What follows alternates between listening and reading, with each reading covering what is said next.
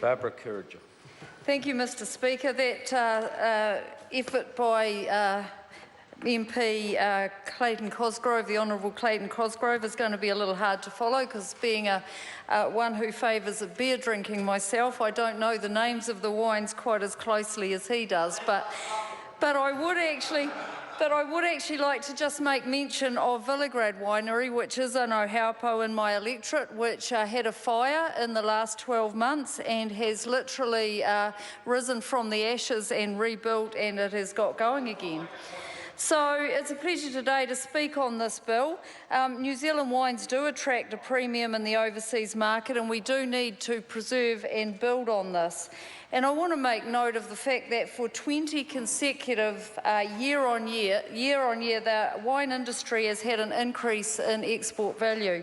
And I think that's pretty impressive by anybody's standards from any industry that it's been able to do that.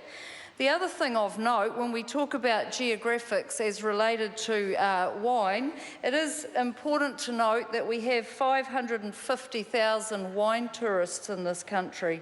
And the definition of a wine tourist is a tourist who visits a winery. It is not a definition of how much consumption they have when they go there, but it is really important to notice that if we've got 550,000 people coming to visit our wineries in New Zealand, and they spend almost, I understand, $3 billion, which was a 2015 figure, is that people are interested in the geographics of where our wine comes from.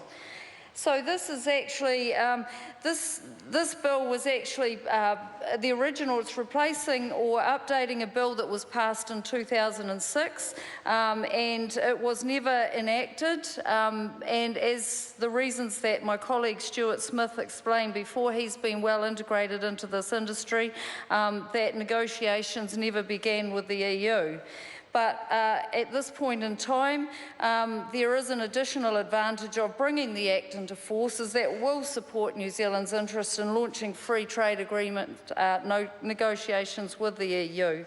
I think it's important to note that in this legislation, the geographical indication will expire after 10 years unless a renewal fee is paid, and that renewal fee will pay for the ongoing maintenance of the running the program.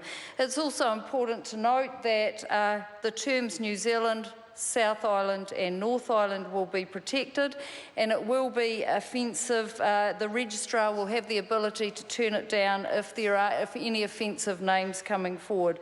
So it's a pleasure to speak on this bill this afternoon, Mr. Speaker, and I commend it to the House. Thank you.